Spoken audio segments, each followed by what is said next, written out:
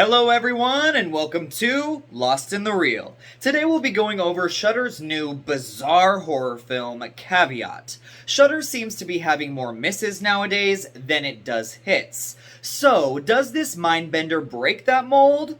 Let's talk about it.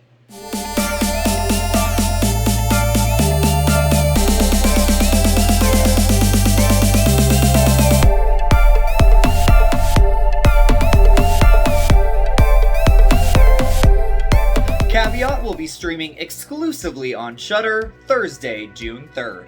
The film is written and directed by Damian McCarthy and stars Jonathan French, Ben Caplan, and Leila Sykes.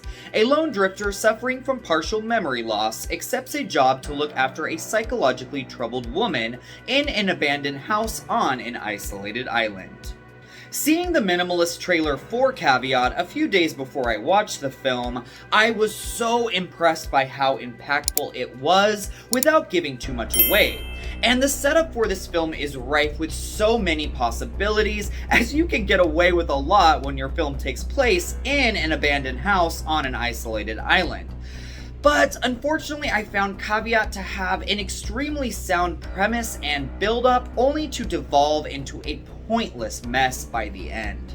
The film follows Isaac, a man who is looking for money after losing all memory of what has been happening in his life, and is approached by a gentleman named Barrett, who has an intriguing proposition for him. All he has to do to make some cash is to babysit Barrett's mentally unsound niece, who has lost her mother and father.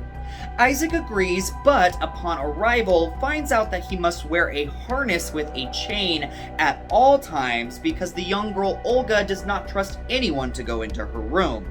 Isaac, after much prodding, begrudgingly agrees, and as the days go by, he starts to uncover the secrets about what happened to her parents, and at the same time begins to piece together his memories that, for his sake, should have been forgotten.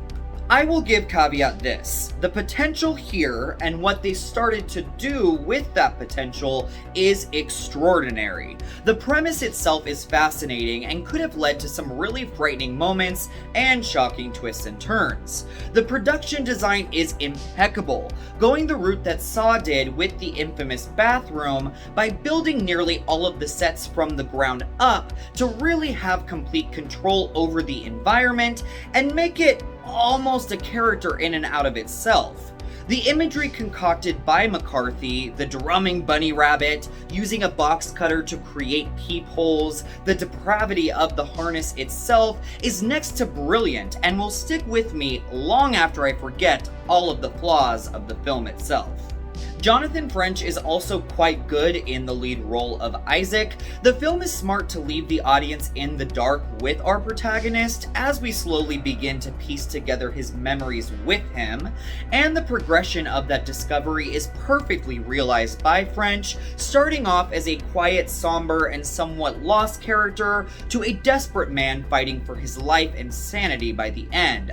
I must bring up the issues with the sound here though, and I'm not sure if it was the screener I received or just how it was filmed, but the background sound and music compared to the performers talking in the movie drove me crazy. I struggled to hear anything that any of the actors were saying throughout the entire film, so subtitles might be a good idea for this one.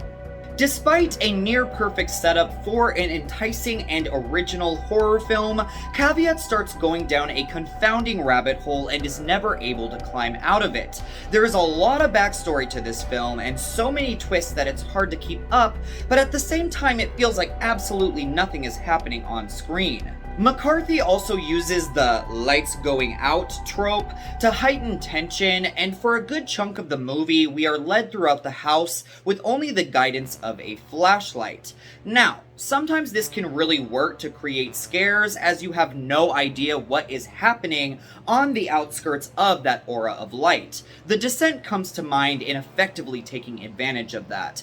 But I had the darndest time trying to figure out what the hell was going on in many of these scenes during Caveat that it became increasingly frustrating. I also think that McCarthy has found some really creepy and effective props to populate his film, but never creates much of a purpose to their existence, much like in the recent horror film Separation. I do think there are things I've missed in the movie that upon further exploration could improve my score of the film, so please sound off in the comments down below for that. But I kept saying what and why and huh so many times throughout this movie that the search for its point became a mission that I lost all care for. So I will be giving Caveat 2 drumming bunny rabbits out of 5. Despite having the perfect setup for a masterful and original new vision of horror, Caveat completely loses its way and becomes a frustrating and altogether confounding experience. Thank you so much for watching Lost in the Reel. We will see you soon.